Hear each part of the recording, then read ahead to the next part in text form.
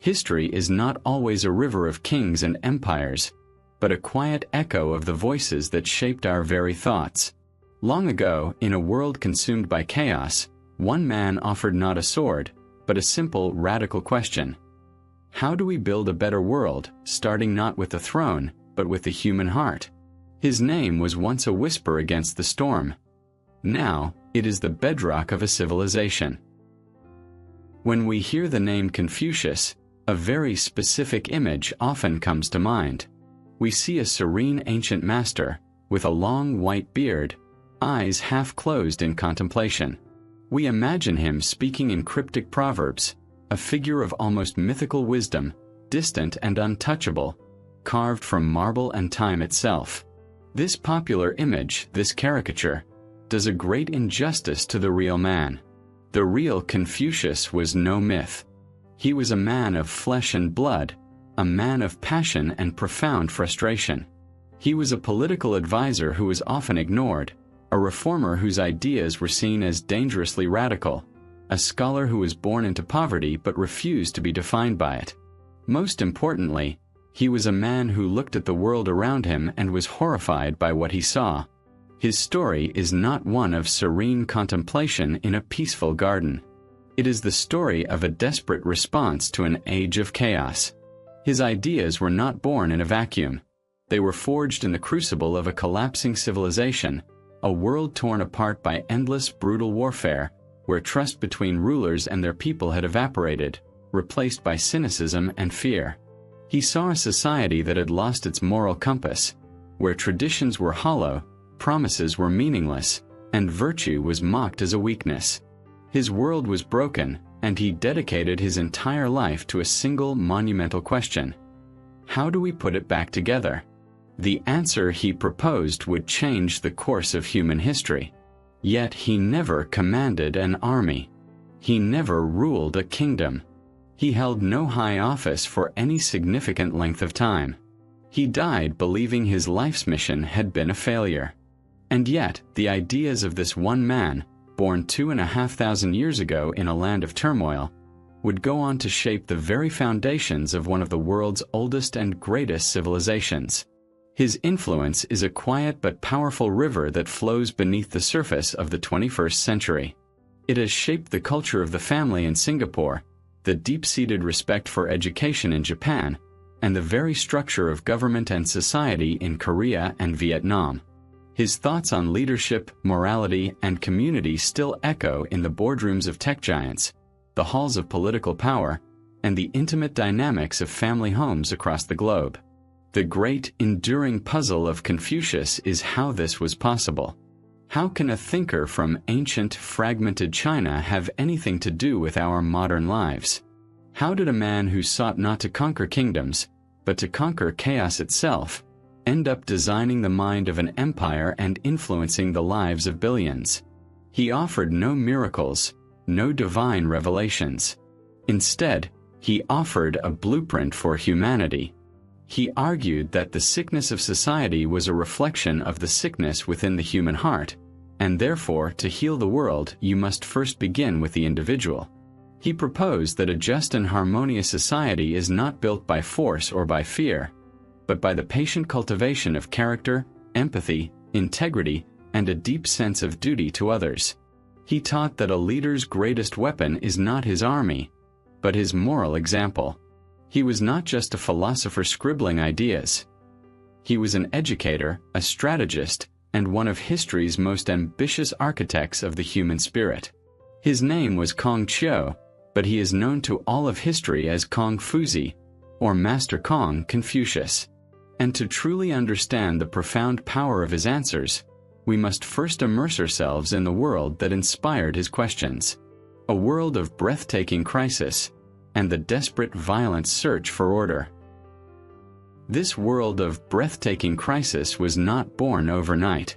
For several centuries prior, a semblance of order had been maintained in China under the Zhou dynasty. The early Zhou kings had established a sophisticated political structure, a grand tapestry woven from threads of kinship, duty, and sacred ritual. This entire system was held together by a single, powerful, sacred idea.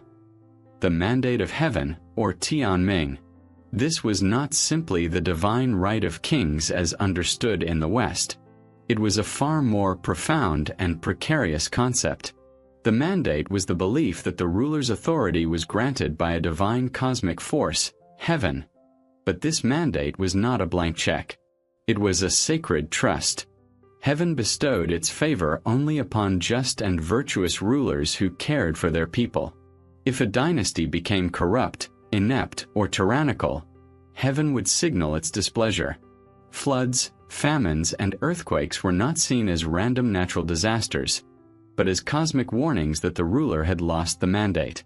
This gave rival leaders a legitimate, even righteous reason to rise up and overthrow him, to restore balance to the world. To manage their vast kingdom, the Zhou kings did not rule every village directly.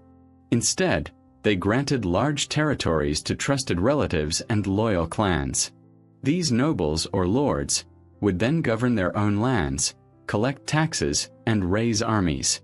But they owed their ultimate allegiance and military service to the Zhou king, the central son of heaven. This created a complex web of obligations, a system built on personal loyalty and familial bonds.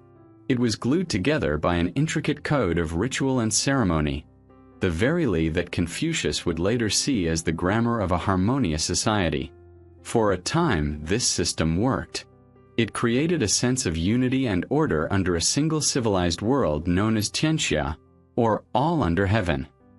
But by the time Confucius was born in the 6th century BC, this grand structure was a hollowed-out shell. The decay had begun centuries earlier, in 771 BC, when barbarian tribes sacked the Zhou capital, killing the king. The royal court was forced to flee eastward, establishing a new capital. This event marks the dividing line in the dynasty's history, splitting it into the Western Zhou and the Eastern Zhou. The kings of the Eastern Zhou were mere figureheads. Their political and military power withered away. They were respected in name only, a living ghost of a bygone era. The lords of the major states, who were once loyal vassals, had become the true masters of China. They paid lip service to the king, but in reality, they were independent rulers of their own expanding kingdoms. They raised massive armies, built fortifications, and engaged in a relentless, brutal struggle for power. This was the dawn of the Spring and Autumn period, an era whose poetic name conceals a bloody and treacherous reality. Imagine a world where solemn treaties, sworn in sacred temples before the gods, were violated the moment they became inconvenient. Imagine a landscape where a lord would invite his rival to a lavish banquet, only to have him assassinated between courses. This was an age where a son would plot against his father for the throne, a younger brother would usurp his older brother. The very fabric of trust that holds a society together was being systematically shredded. In the courts of the powerful, the old codes of chivalry and honor were discarded in favor of raw pragmatism and naked ambition. The nature of warfare itself was changing. The aristocratic, ritualized chariot battles of the old era gave way to massive infantry clashes involving tens of thousands of conscripted peasants, armed with new, deadlier weapons made of iron. The common people, the farmers and artisans who made up the vast majority of the population, were the primary victims of this decay. Their fields were trampled by marching armies, their sons forcibly drafted into wars they did not understand, and their meager harvests seized through crushing taxes to fund the insatiable ambitions of their rulers. They looked to their leaders for guidance and protection but found only exploitation and violence. The world no longer made sense. The rituals felt empty. The gods seemed silent. The mandate of heaven appeared to be a lie. It was a world drowning in cynicism and fear, a world desperately crying out for an answer. The old certainties had crumbled into dust, and the human mind was forced to innovate, to question everything, and to search for new foundations upon which to build a new world. This intense political fragmentation and moral decay triggered one of the most vibrant and explosive intellectual awakenings in human history. This intellectual awakening was born from desperation. The collapse of the Zhou order was not just a political crisis. It was a profound spiritual and psychological breakdown. The old ways, the ancient rituals, the traditional beliefs that had guided generations, now seemed powerless to stop the bleeding. The central question that haunted every thinking person was the same. When the very foundations of civilization have crumbled, what do you hold on to? In this vacuum of authority and certainty, the human mind was set free. The breakdown of central power shattered the locks on intellectual life, allowing 1,000 flowers of thought to bloom in the midst of the chaos. This era would later be known as the time of the 100 schools of thought. The name is not a literal count. It is a poetic way of describing the sheer diversity and ferocious energy of the philosophical debate that erupted across the states of China. It was an age of wandering scholars. Thinkers, strategists, teachers, and debaters, often of humble origins from the lower aristocracy, the sure class, would travel from one state court to another, seeking the patronage of powerful lords. A duke or a prince, eager for any advantage over his rivals, would welcome these men, listen to their theories, and sometimes give them positions of power to test their ideas in the real world. These courts became intellectual battlegrounds, crucibles where philosophies were forged, challenged, and refined. The very air thrummed with the urgency of finding a solution. The central question driving this entire movement was the one that haunted Confucius. How do we restore order and stability to our broken world? But the answers they proposed were radically different. Imagine a great marketplace, not of goods, but of philosophies. Each thinker was like a doctor diagnosing a sick patient, society itself, and each offered a unique and often contradictory prescription for its cure.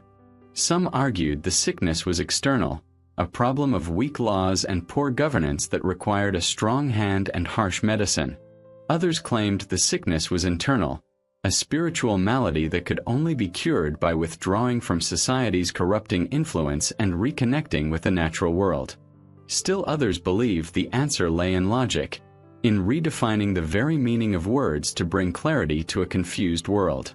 There were strategists like the famous Sun Tzu, who wrote brilliant treatises on warfare, arguing that order could only be established through military supremacy and clever deception. There were agriculturalists who claimed that society's health depended on everyone, from king to peasant, working the land and living simply, rejecting the luxuries that bred corruption. There was the radical Mahist school, founded by a man named Mozi. He preached a doctrine of universal love, arguing that one should care for all people equally, regardless of family ties. This was a direct challenge to the familial loyalty prized by the old Zhou system. The Mahists were also pragmatists, condemning anything they saw as wasteful, from offensive wars to the elaborate funerals and musical ceremonies that Confucius would later champion. They were brilliant engineers and masters of defensive warfare, offering their services to smaller states under attack. Then there were the logicians, or the school of names, who were fascinated by language and paradox. They believed that the chaos of the world stemmed from the chaos in language itself, where words no longer corresponded to reality. They engaged in complex logical debates, famously arguing about propositions like, "A white horse is not a horse." While they were often ridiculed, they were part of a serious attempt to restore order by first restoring clarity to thought and speech. This marketplace of ideas was incredibly dynamic and competitive. Philosophers would openly debate each other in the halls of power, dissecting their rivals' arguments and promoting their own. Their students would carry on these debates, founding distinct schools of thought that would persist for generations. It is crucial to understand that Confucius was not speaking into a vacuum. He was an active and leading participant in this great conversation. His philosophy was shaped not only by his own insights but also by his direct engagement with the competing ideas of his time. He was acutely aware of the other doctors and their proposed cures, and he spent his life arguing why his diagnosis and his prescription were the only ones that could truly heal the fundamental sickness of their age. To fully appreciate the unique genius of his solution, we must first understand the most powerful alternatives he was arguing against, the two great rivals whose ideas were both profoundly seductive and would ultimately challenge Confucianism for the soul of China. In that vibrant marketplace of ideas, two major schools of thought emerged as powerful alternatives to the path Confucius would eventually propose. To understand the profound choice he made, we must first walk down the roads he chose not to travel. These were not fringe ideas. They were compelling, logical, and deeply influential systems of thought, each offering a complete vision for humanity and society. They represented two extreme and opposing poles of philosophy. First, there was the path of Daoism or Taoism, shrouded in mystery and attributed to a legendary figure named Laozi, or the Old Master.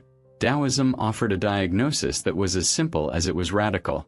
The problem, the Taoists claimed, was civilization itself. All the striving, the rules, the rituals, the ambition, and the complex social structures, these were the very source of the world's suffering. They were artificial constructs that pulled humanity away from its natural state of harmony. The Taoist solution was to stop trying to fix the world, and instead learn to follow the Tao, or the way. The Tao is not a god or a set of commandments. It is the natural, spontaneous, effortless flow of the universe. It is the pattern in the stars, the gentle strength of water carving a canyon, the unthinking cycle of the seasons. The core practice of Taoism is Wu Wei, a concept often translated as non-action or effortless action. This doesn't mean sitting and doing nothing.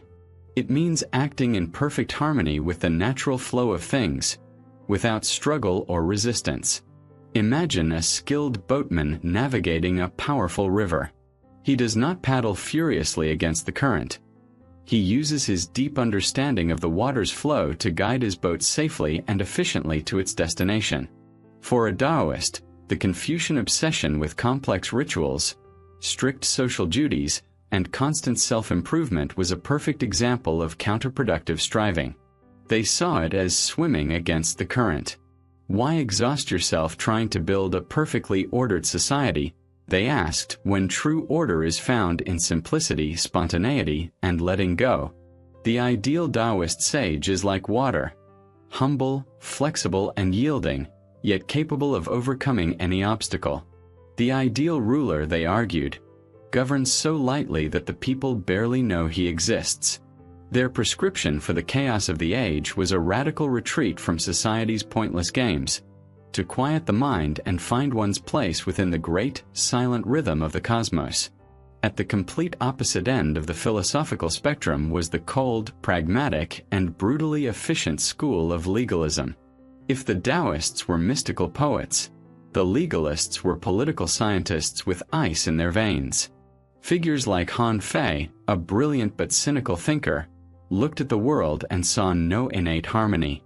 They rejected the Taoist faith in nature and openly mocked the Confucian belief in human virtue. Their diagnosis was stark. Human beings are not good. They are inherently selfish, greedy, lazy, and motivated only by personal gain and the fear of punishment. Therefore, any system based on morality, trust, or ritual is doomed to fail. It is naive and dangerous. The legalist prescription was equally blunt. The only way to create an orderly and powerful state is to control people's selfish impulses. The ruler must not rely on his own moral character or wisdom. Instead, he must rely on three tools. First, a set of clear, inescapable laws that apply to everyone equally, from the highest minister to the lowest peasant. Second, a system of harsh, absolute punishments for even the smallest infraction, to inspire terror and obedience. And third, a system of rich, predictable rewards for those who follow the law to the letter. These were the two handles of power: punishment and reward. For the legalists, the state was a machine. The purpose of the law was not to dispense justice in a moral sense, but to make the state strong and the army powerful. It didn't matter if the ruler was a good man. All that mattered was that he held the levers of power firmly and used them without hesitation. So, here were the two dominant alternatives presented in this age of crisis. The Taoists said the problem is society's artificial rules. The solution is to abandon them and follow nature. The legalists said the problem is human selfishness. The solution is to control it with an iron fist. Confucius looked at these two paths and rejected them both. He found the Taoist approach to be a beautiful but irresponsible retreat from the fundamental duties of human society. He saw the legalist approach as a monstrous system that treated people like animals to be tamed, ignoring their potential for goodness. He chose a third path, a more difficult path. He argued that the problem was not society itself, nor was it inherent human evil. The problem was a lack of cultivated character, and the solution was to rebuild society from the inside out, one person at a time. This was his great project, a project that began with his own remarkable journey. Having rejected the paths of mystical retreat and brutal force, Confucius began to forge his own. But to understand the unique shape of his philosophy, its emphasis on practicality, on empathy, on education, we must first understand the shape of the man himself. Before he was Confucius the great sage, he was Xiao, a young man whose life was defined by loss, hardship, and a relentless, all-consuming drive to learn. He was born in the year 551 BC, in the small state of Lu. Located in the eastern part of modern-day Shandong province, Lu held a special place among the warring states. It was the homeland of the Duke of Zhou, a revered figure from the early days of the dynasty, and as such, Lu was known for its deep respect for the old traditions, rituals, and learning of the Golden Age. This cultural environment would profoundly shape the young boy's mind. His family belonged to the Shi, the lowest rank of the aristocracy. The Shi were a class in transition. Originally, they were a warrior class, the knights of ancient China, defined by their martial prowess in archery and charioteering. But as the nature of warfare changed, their role in society began to shift. Many were losing their inherited lands and positions, and they increasingly had to rely on their literacy and administrative skills to find work as officials, stewards, and scholars. They possessed a noble lineage, a connection to the glories of the past, but often had little in the way of wealth or land in the present. They were a proud but often impoverished class, caught between the world of the hereditary lords and the world of the common people. While later legends would embellish his birth with miraculous signs, the reality was far more humble and complex. His father was a man named Kong He, also known as Shuliang He. He was not a scholar, but a respected military officer, a throwback to the old warrior tradition of the Shi class. Ancient records, particularly those of the great historian Sima Qian, describe him as a man of immense physical stature and legendary strength, renowned for his bravery in battle. One famous story illustrates his character perfectly. During a siege, when his comrades were retreating through a gateway, the enemy dropped a heavy portcullis, a vertical sliding gate, intending to trap them. As the massive gate crashed down, Kong He rushed forward and with his bare hands, caught it and held it up, allowing his soldiers to escape. This was the legacy Confucius was born into. A legacy of physical courage, of duty, and of protecting one's comrades at all costs. The circumstances of Confucius's own birth, however, were tinged with social awkwardness. His father was an old man, perhaps nearing 70, when he was conceived. He already had 9 daughters from his first wife, but no healthy son to carry on the family line. His son from a concubine was disabled, considered unfit to perform the ancestral rites. Desperate for a proper heir, Kong He took a new, young wife, a teenage girl from the Yan family named Yan Junzi. This union between an aging warrior and a young girl was considered irregular, a fact that may have cast a shadow over their son's early years. This son was Xiao. Then, when the boy was only 3 years old, the pivotal tragedy of his life occurred. His giant of a father, the decorated warrior Kong He, died. This single event shattered the young boy's world. In the patriarchal society of ancient China, a family without a male head was incredibly vulnerable. It is likely that Confucius's young mother, lacking the status of a first wife, was not fully accepted by the rest of the Kong clan. She and her young son were either cast out or marginalized by his father's family, left to fend for themselves. Overnight, they went from being a respected, if minor, aristocratic family to being essentially commoners. They were plunged into a state of poverty and social vulnerability. This early experience of hardship would become the cornerstone of his character and his philosophy. Unlike many philosophers who came from privileged backgrounds and theorized about the world from a comfortable distance, Confucius knew firsthand what it was like to be powerless, to be hungry, and to be looked down upon by those of higher birth. This experience bred in him two powerful, lifelong convictions. The first was a profound empathy for the common people, an understanding of their suffering that was not abstract, but deeply personal. The second was a deep-seated disdain for the arrogance of the hereditary elite, who believed their status alone made them superior. He saw that a noble name was no guarantee of character or ability. His own life was a testament to that. The foundation of his later revolutionary ideas, that a man's worth should be measured by his mind and his morals, not by his bloodline, was laid here in the harsh reality of his impoverished and fatherless childhood. He was the son of a hero, left with nothing but his father's name and a world that seemed to have no place for him. The world that had no place for him was one of stark, unforgiving reality. The loss of his father was not just an emotional blow, it was an economic catastrophe. Confucius and his mother were cast into the margins of society. While they retained the noble name of Kong, they had none of the wealth or connections that came with it. This period of his life is often summarized as one of hardship, but the reality was likely a daily struggle for basic survival. This experience, more than any ancient text he would later study, became his first and most important teacher.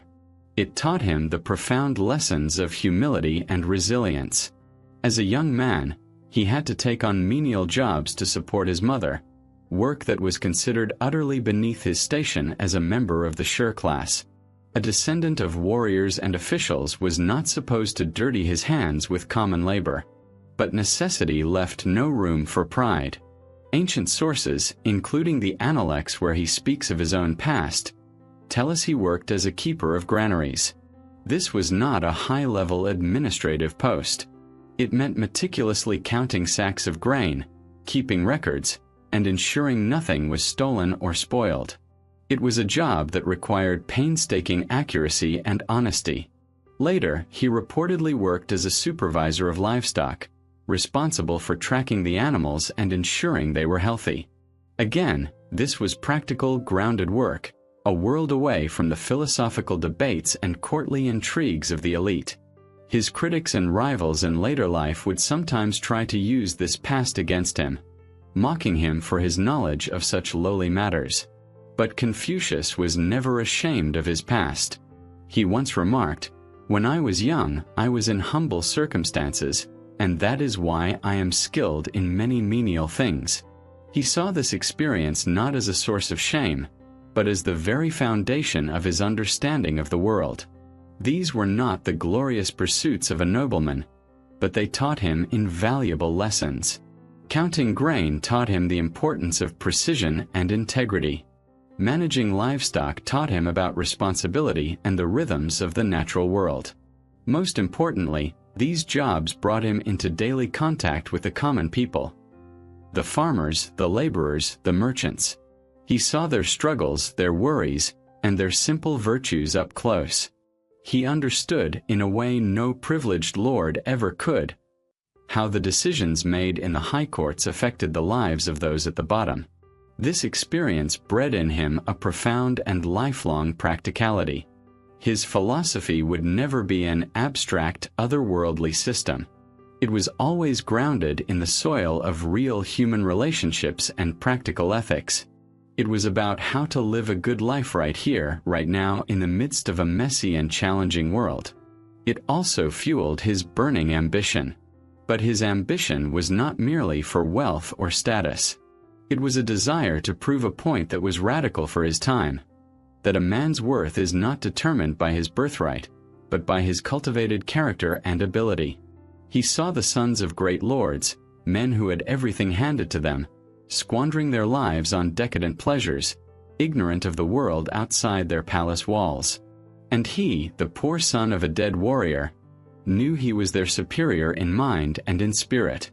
This created a tension that would drive him for the rest of his life: a deep respect for the ideal of a virtuous aristocracy, and an equally deep contempt for the actual corrupt aristocracy he saw around him. Another pivotal event occurred during his teenage years. When he was around 17, his mother, Junzi, who had been his sole anchor in the world, also died. This left him utterly alone. Now an orphan, he was faced with the sacred duty of providing her with a proper burial. This was a critical moment. According to a story recounted by Sima Qian, Confucius was so determined to honor her in the traditional way that he sought to bury her alongside his father. But because of their marginalization from the Kong clan, he did not even know where his father's grave was. He made a temporary grave for her, and then went about asking elderly people until he finally located his father's resting place. He then had his mother's remains moved, ensuring they were united in death. He then supposedly mourned for her for the traditional 3-year period, an ancient ritual that had largely fallen out of practice among the elite. Whether every detail of this story is historically accurate, it illustrates the core of his emerging character: a profound and deeply personal commitment to ritual. For him, ritual was not an empty formality. It was the correct and sincere way to express the deepest human emotions, in this case, grief and filial respect. In a world that was abandoning its traditions, this poor, orphaned teenager clung to them with a fierce determination. It was an act of defiance against the chaos of his time, an assertion that there was a right way to do things, a moral order that needed to be restored, starting with one's most fundamental duties to one's own family. This period of poverty, menial labor, and personal loss did not break him. It forged him. It stripped him of all illusions and left him with a singular powerful weapon: a mind hungry for knowledge and a spirit determined to find an escape from the world that had tried to crush him. That escape route, his path to a better life and a better world, was education. Education was his only path forward, but in the China of his time, that path was a walled garden, reserved exclusively for the sons of the highest aristocracy. Formal education was not a right. It was a privilege. Knowledge was a form of power, a tool used by the ruling class to maintain its dominance.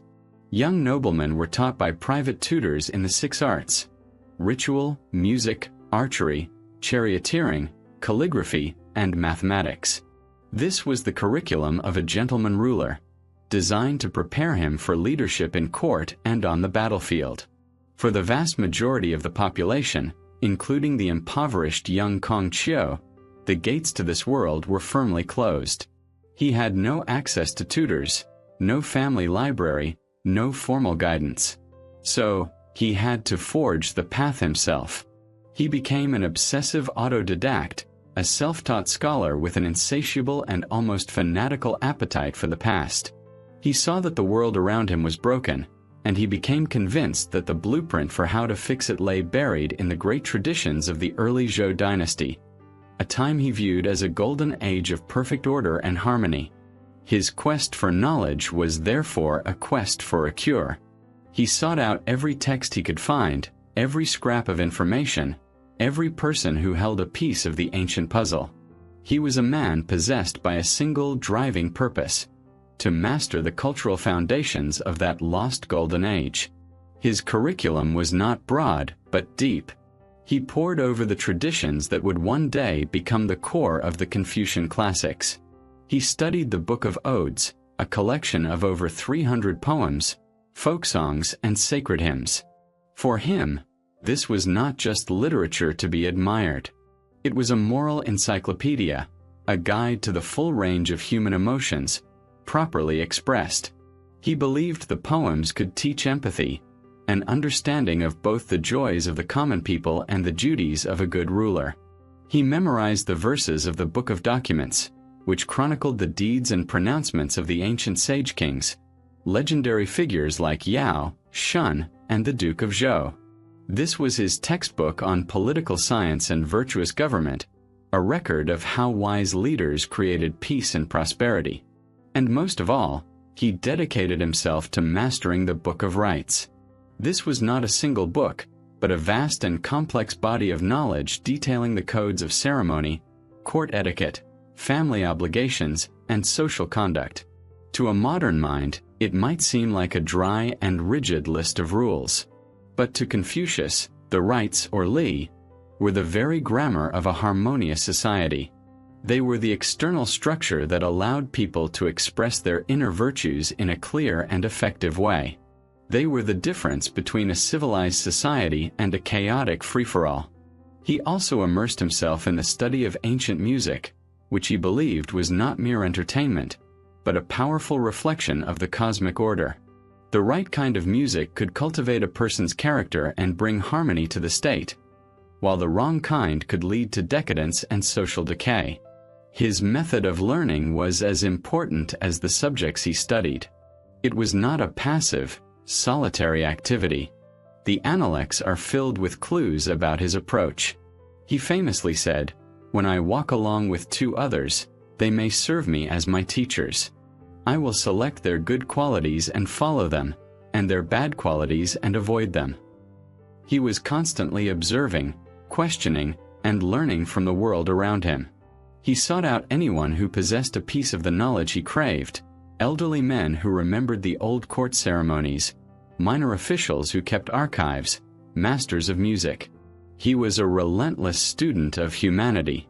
He famously declared that he was not born with knowledge, but simply had a deep love for antiquity and was diligent in studying it. This points to the very heart of his philosophy of learning. For Confucius, the acquisition of knowledge was never an academic exercise. It was not about accumulating facts to appear clever or to win arguments. It was an active, moral, and transformative quest. The entire purpose of learning was self-cultivation. He saw the human character as a raw gemstone, and education was the process of grinding and polishing that stone, day after day, year after year, until its inner brilliance could shine through. He distinguished between what he called learning for the sake of others, which was merely showing off, and learning for the sake of the self. This did not mean selfish learning. It meant learning in order to become a better, more virtuous, more fully human person. Every historical event, every poem, every ritual contained a lesson on how to achieve this. It was a journey with no end. He would later summarize his own development, saying, "At 15, my mind was set on learning. At 30, I stood firm. At 40, I had no doubts." This was not arrogance. It was a testament to a life built upon the foundation of relentless study and self-reflection. And as the raw gemstone of his own mind began to gleam with an undeniable brilliance, others began to take notice. As his reputation for immense learning and unwavering integrity began to grow, something remarkable started to happen. The notice he attracted was not from the powerful dukes or the wealthy clans, at least not at first. It came from other young men, many from his own sheer class, who were also adrift in this chaotic age. They were ambitious, educated, but lacked the family connections to secure high office. They looked at the world, saw the same corruption and decay, and were searching for a path, a code, a way to live a life of meaning and purpose. In Confucius, they saw something they couldn't find anywhere else: an authenticity forged in the fires of hardship and tempered by the wisdom of the ancients. He was the living embodiment of his own nascent philosophy. This was the crucial period where Confucius moved beyond simply accumulating knowledge to synthesizing it into a coherent worldview. His learning was not kept in a separate compartment from his life experience. The two were constantly in dialogue, each informing and deepening the other. When he read in the Book of Documents about the virtuous sage kings who cared for their people like a father, he didn't just see a historical account. He saw a searing indictment of the selfish, negligent lords of his own time, men who treated their subjects as mere assets to be exploited. His own memory of poverty gave the ancient words a profound and urgent relevance. When he studied the intricate rules of Li, the rites, he wasn't just memorizing choreography for ceremonies. He was filtering them through the memory of his sincere, almost desperate effort to give his mother a proper burial. He understood that these external forms were meaningless unless they were infused with a genuine inner feeling, a quality he would later call Ren, or true human-heartedness. The world was full of nobles performing the rites with mechanical precision but with hearts full of contempt or indifference. Confucius was beginning to formulate a revolutionary idea. The inner state of a person was more important than their outer rank. He was, in essence, creating himself. The central project of his philosophy, self-cultivation, was first and foremost his own personal, lived reality. He was striving to become the ideal man his studies described, a figure he would come to call the Junzi. This term is often translated as gentleman or noble person, but before Confucius, it had a much simpler meaning, son of a lord. It was a title of hereditary nobility. Confucius was in the process of hijacking this term and redefining it completely. For him, a true Junzi was not born, but made. He was a nobleman of the spirit, an aristocrat of merit, whose worth came from his moral cultivation, his integrity, and his wisdom. Before he could ever teach others how to become a Junzi, he had to dedicate every fiber of his being to becoming one himself. This meant that his life became his laboratory. He was known for his meticulous attention to propriety, not out of empty formalism, but out of a belief that a cultivated person expresses their inner character in all things, large and small. His manner of walking, of speaking, of eating, all were practiced attempts to make his external actions a perfect reflection of his internal moral commitments. He sought to achieve a state where his words and his deeds were in complete harmony. He was not a remote ascetic. He was deeply engaged with the world, but he held himself to an almost impossibly high standard of personal conduct. This is what drew others to him. They didn't just hear his knowledge, they saw his character. In an age of widespread hypocrisy, he was a man who lived what he taught. His poverty, far from being a disadvantage, became a badge of honor. It proved that his pursuit of wisdom was not for the sake of wealth or power, but for its own sake. He possessed a form of currency that was far rarer and more valuable than gold: moral authority. And so young men began to seek him out, not as a formal teacher at first, but as a master, a guide. They would ask him questions, engage him in dialogue, and watch how he lived his life. This small, informal circle of followers was the seed from which his revolutionary school would grow. He had completed the first and most arduous stage of his journey. He had descended into the depths of poverty and social obscurity, and through sheer force of will and an unquenchable thirst for knowledge, he had forged a new identity. He was no longer just Kong Xiao the orphan. He had become Master Kong, a man with a vision and a mission to heal a broken world, starting with the human heart. As this informal circle of seekers grew around him, something remarkable began to happen. The quiet dialogues and shared studies started to coalesce into something more structured, more intentional. Kong Xiao, the self-taught scholar, began his transformation into Master Kong, the first and greatest teacher in Chinese history. He established what is considered the first private school in China, and in doing so he committed a profoundly radical and subversive act. To understand why, we must remember the world he lived in. Knowledge was a locked chest, and the aristocracy held the only key. It was a tool to preserve their power, a privilege of birth, a wall that separated the elite from the masses. Confucius took a hammer to that wall. He founded his school on a single, guiding principle that would shake the very foundations of the aristocratic order. In his own words, "In teaching, there should be no class distinctions." This was more than just a pedagogical philosophy. It was a political earthquake. It was a declaration that a person's potential was determined not by the circumstances of their birth, but by the quality of their character and their willingness to learn. He threw open the gates of the walled garden of knowledge and invited everyone in. The son of a duke was welcome, but so was the son of a peasant, a merchant, or an artisan, provided they shared one essential quality: a genuine burning desire for self-improvement. The traditional tuition for a private teacher was a significant sum, affordable only to the wealthy. Confucius dismantled this financial barrier with a simple symbolic gesture that has echoed through the centuries. He famously declared that he had never refused a student who could offer him a gift of a bundle of dried meat. This was not a literal price tag for his wisdom. It was a token, a symbol of sincerity and respect. A bundle of dried meat was something even a poor but determined student could afford. It was his way of saying that the only true price of admission to his school was earnest motivation. He was not selling a product. He was offering a path. And he believed that anyone from any walk of life who was sincere enough to walk that path deserved the chance to do so.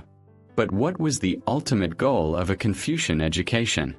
It was not simply to create well-read scholars who could recite ancient texts. It was not even primarily to help young men find comfortable government jobs, though that was often a practical outcome. His aim was far grander and deeply moral. He was not merely transmitting information. He was forging human character. The entire purpose of his school was to transform his students into a Junzi, the noble person, the aristocrat of merit. He was taking the defining term of the hereditary elite and democratizing it, redefining it as a state of moral excellence that anyone could achieve through dedicated effort. He was, in essence, creating a new kind of nobility, one based on virtue, not on blood. This was a quiet but profound revolution. He was building an army, not of soldiers, but of future leaders, administrators, and teachers who would carry his vision out into the world. The curriculum of his school was rooted in the classics he revered: the books of history, poetry, and rites, along with the study of music. But the subjects themselves were merely the tools. The true work was what was done with them. The purpose of studying the Book of Documents was not to memorize dates and names, but to understand the principles of just and effective governance.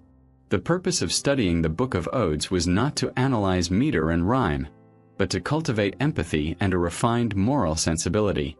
And the purpose of mastering the Book of Rites was not to become a rigid formalist, but to learn the very language of being a civilized and respectful human being. Every lesson was a lesson in ethics. Every text was a mirror in which the student was meant to examine his own character. By creating this institution, this community of learners bound by a shared commitment to virtue, Confucius was doing more than just teaching individuals. He was creating a new culture, a counterculture to the cynical, power-hungry world outside his school's walls. He was cultivating a brotherhood of men who believed that moral principle was more important than personal profit, that integrity was more valuable than influence, and that the duty of the educated person was not to enrich themselves, but to serve society and heal its wounds. This act of opening up education to all was a direct and audacious challenge to the established order. It implied that the sons of farmers could be more noble than the sons of dukes, and that the future of their civilization rested not in the hands of the born elite, but in the minds and hearts of those who were willing to do the hard work of becoming truly human. He had opened the gates, and now he had to show his students the way. Having opened the gates, Confucius had to show his students the way. And his method of doing so was just as revolutionary as the school itself. In an age where education, for the few who received it, often consisted of rote memorization of classic texts, Confucius pioneered a deeply personal, interactive, and radically different style of teaching. He did not simply lecture to passive students who sat taking notes. He saw his students not as empty vessels to be filled with information, but as minds to be ignited. His entire method was built around the art of the conversation. Centuries before Socrates would become famous for his method in the West, Confucius was engaging his disciples in a constant probing dialogue. He challenged their assumptions, questioned their motives, and encouraged them to think for themselves. The primary record of his teachings, the collection of his sayings known as the Analects, is a testament to this method. The book's very title in Chinese, the Luan Yu, translates to something like Selected Conversations or Edited Dialogues. It is not a systematic treatise of philosophy. It is a collection of short, vivid scenes. The master walking with his students, answering a direct question, commenting on a piece of music, or making a sharp observation about a government official. The format of the book reveals the dynamic nature of his classroom. And that classroom was not a building. It was the world itself. Confucius taught by using every moment as a potential lesson. He and his disciples would travel together, and he would use the immediate environment to illustrate his points. He might see a good official and use him as an example of integrity. He might see a farmer working diligently and use him as a lesson in duty. He would use a line from the Book of Odes to comment on a current event, showing how the ancient wisdom applied to their present reality. This made his teachings immediate and relevant. He was teaching a philosophy to be lived, not just studied. Perhaps the most brilliant aspect of his pedagogy was his mastery of what modern educators call differential instruction. He had a profound understanding of the unique personality of each of his students, and he tailored his lessons accordingly. He knew who was bold, who was cautious, who was clever, and who was slow. He gave them not what they wanted to hear, but what they needed to hear to grow. A perfect example of this is found in the Analects. Two of his most prominent disciples, the bold and impetuous Zhou and the more modest and cautious Xiao, asked him the exact same question. Should I immediately put into practice what I have learned? To the impulsive Zhou, Confucius answered, No. You have a father and an older brother to consult. Why would you act so hastily? But a short while later, when the hesitant Xiao asked the same question, Confucius gave the opposite advice. Yes, you should act immediately. Another disciple, confused by this apparent contradiction, asked the master to explain. Confucius's reply reveals the genius of his method. Xiao is timid and holds himself back, so I push him forward. Zhou has the energy of two men, so I hold him back. He was not dispensing universal dogmas. He was providing personalized guidance, acting as a master physician of the soul, prescribing a different medicine for each patient. He demanded that his students be active participants in their own education. He refused to simply hand them answers. He believed that true understanding had to be earned through strenuous mental effort. He once described his approach with a famous and demanding statement. I do not open up the truth to one who is not eager to learn, nor help out anyone who is not struggling to put his ideas into words. When I have presented one corner of a subject to a student, and he cannot from it discover the other three, I do not repeat my lesson. In other words, he would provide a spark, a clue, a starting point, and he expected his students to do the hard work of fanning that spark into a flame. He was teaching them how to think, not what to think. He constantly stressed the necessary balance between study and reflection. Learning without thought, he warned, is labor lost. Thought without learning is perilous. Rote memorization of the classics without deeply considering their meaning was a waste of time.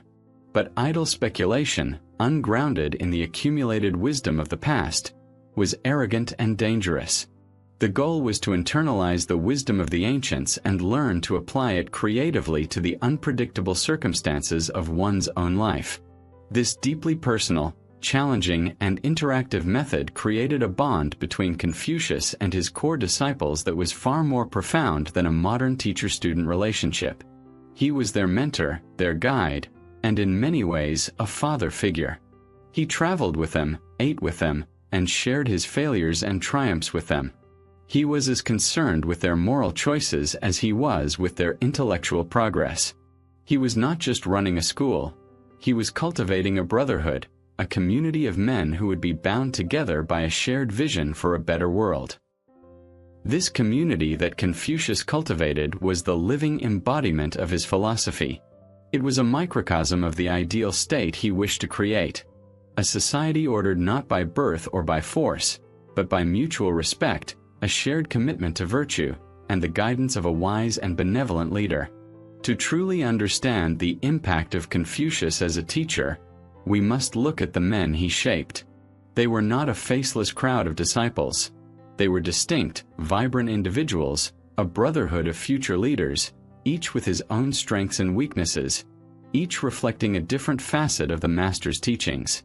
Among them all, one stood out as the master's favorite: Yan Hui.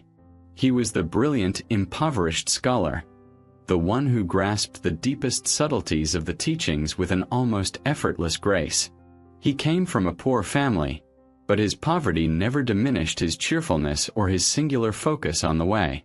Confucius praised him above all others, holding him up as the perfect model of a dedicated student. He once said of him, "What a man of virtue was Hui! With a single bamboo dish of rice, a single gourd dish of drink, and living in a mean, narrow lane. While others could not have endured the distress, he did not allow his joy in the way to be affected." For Confucius, Yan Hui represented pure, unadulterated potential, a mind completely dedicated to the pursuit of goodness. His love for this disciple was profound, and his grief was equally so. When Yan Hui died tragically young, Confucius was utterly heartbroken, weeping inconsolably and crying out to the heavens, "Heaven is destroying me! Heaven is destroying me!"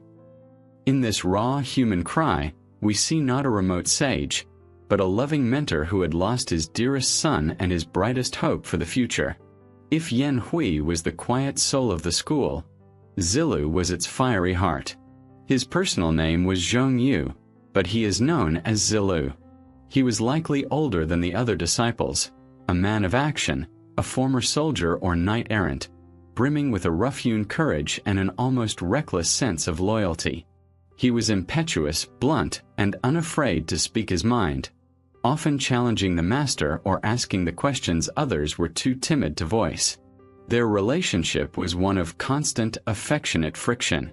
Confucius was always reining in Zhou's impulsive nature, tempering his raw courage with the discipline of ritual and reflection. He once joked that if his teachings failed and he had to set sail on a raft, the only one who would follow him without fear would be Zhou. But he also warned him that a man of such bravado was likely to meet a violent end. Zhou was the embodiment of loyalty and courage, the protector of the group, a man who would follow his master to the ends of the earth. And then there was the articulate and brilliant Zhou, a man who bridged the world of philosophy and the world of practical affairs. He was a gifted speaker, a shrewd judge of character, and would go on to become a wealthy merchant and a highly successful diplomat, serving in the courts of several states. He was perhaps the most worldly of the disciples, and he often acted as the group spokesman, skillfully explaining the master's ideas to powerful lords and skeptical ministers. While Confucius sometimes gently chided him for his focus on worldly success, he deeply respected Zhou's abilities. It was Zhou who, when a high official claimed to be wiser than Confucius, delivered the most beautiful defense of his teacher. He compared other sages to hills that one could climb over. But Confucius, he said, is the sun and the moon which one can never reach. A man may want to cut himself off from them, but what harm can he do to the sun and the moon? This was the depth of the reverence they felt. These men, the quiet sage, the loyal warrior, and the brilliant diplomat, were just a few of the dozens who formed this remarkable community. They were his family. They traveled with him, shared his meager meals, and protected him from harm. They debated the meaning of ancient poems late into the night and discussed the moral failings of the rulers whose lands they passed through. Confucius was not just training them to be good men. He was training them for a purpose. He saw them as a cadre of virtuous leaders in waiting. Yan Hui was the model of inner cultivation. Zilu was the model of courageous and loyal service. Zhigung was the model of applying the way to the complex realities of politics and society. He was preparing them to go out into the world, to take up positions in government, and to begin the slow, patient work of healing their broken civilization from the inside. This school was his great success, a thriving testament to his revolutionary ideas about education and human potential. But for all its success, it was never his ultimate goal. Teaching was a means to an end. His true ambition remained political. He was not content to merely cultivate a small garden of good men while the world outside withered and died. He desperately yearned for a chance to apply his principles on the grandest scale, to find a single virtuous ruler who would recognize the truth of his vision and give him the authority to reform an entire state. He wanted to move from the classroom to the court, to finally put his grand project into practice. That ambition would soon lead him out of his small school in Lu and into the treacherous corridors of power. Before we follow Confucius into the treacherous corridors of power, we must first understand the core of the message he carried with him. What was the great project he wished to implement? What was the cure he proposed for his broken world? The entire system of Confucianism, with all its complexities, can be understood as a profound and practical answer to that single urgent question. As we have seen, his diagnosis was different from that of his rivals. He did not believe the problem was simply a matter of inadequate laws, as the legalists claimed. Nor did he believe, like the Daoists, that the problem was society itself. For Confucius, the sickness was a decay of character. The foundation of the house was rotten. So where does one begin to fix a rotten foundation? You cannot do it by simply repainting the walls or rearranging the furniture. You must go down to the very bedrock and begin to rebuild, stone by stone. This is the essence of the Confucian project, a process of moral regeneration that begins not with the state, but with the individual. And at the very bedrock of this project, the first and most important stone, lies a single concept so fundamental that all the others rest upon it. It is the heart of his entire philosophy. To understand it is to understand what it means to be a good person in the Confucian worldview. This concept is Ren. Ren is perhaps the single most important virtue in Confucianism, and also one of the most difficult to translate with a single English word. It has been called benevolence, humanity, goodness, and human-heartedness.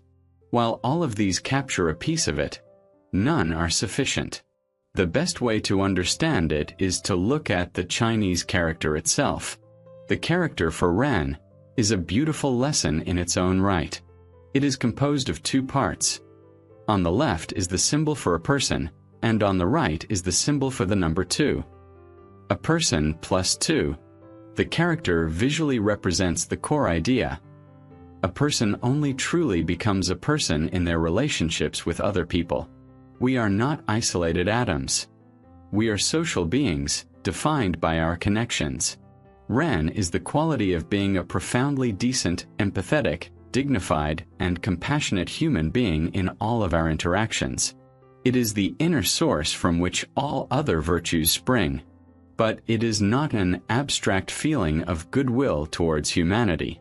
It is a practical, active awareness of your shared humanity with everyone you encounter. How does one practice Ren in daily life?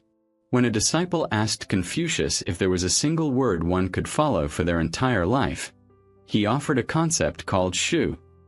He explained it with a simple but powerful instruction. What you do not wish for yourself, do not do to others. This is the famous silver rule of Confucianism. It is a powerful principle of restraint, empathy, and respect. Before you act, it says, you must first look inward. Consult your own feelings and use them as a guide for how you treat others. If you do not wish to be humiliated, do not humiliate others. If you do not wish to be lied to, do not lie to others. If you do not wish to be ignored, do not ignore others. Ren is this ability to extend your feelings outwards, to recognize that another person's desire for dignity, their fear of shame, and their need for security are just as real and valid as your own. It is the absolute foundation of a moral life. It is the warm, beating heart of the system. Without Ren, other virtues become dangerous. Courage without Ren is just recklessness. Justice without Ren is just cold-hearted cruelty. Loyalty without Ren is just blind obedience to a corrupt master. Ren is the essential human quality that gives all other virtues their meaning and their worth. It is a lifelong process of cultivating our capacity for empathy and compassion, starting with those closest to us, our family, and gradually extending that feeling outwards to our community, our state, and eventually to all people. This was the core of the message that Confucius carried. He believed that if you could fill the world with individuals who were committed to cultivating their Ren, you could not help but create an orderly and humane world. A society of such people wouldn't need harsh laws and punishments to keep them in line, because they would be guided by their own inner moral compass, their own profound sense of their connection to others. But this inner virtue, this warm heart, was not enough on its own. A heart full of goodwill is useless if you don't know how to express it properly. Your good intentions could be misunderstood, or even cause offense, if they are not communicated in a way that others can understand and respect. Ren needed a language, an external form, a social grammar. It needed a strong skeleton to support its warm heart. That skeleton was Li. If Ren is the warm, beating heart of Confucius's philosophy, it needed a strong skeleton to give it form and allow it to act effectively in the world. That skeleton is Li. This word is often translated as ritual, propriety, or etiquette, terms that can sound stuffy, rigid, and outdated to modern ears. They conjure images of mindless conformity and empty ceremonies. But to understand Confucius, we must see Li as he saw it.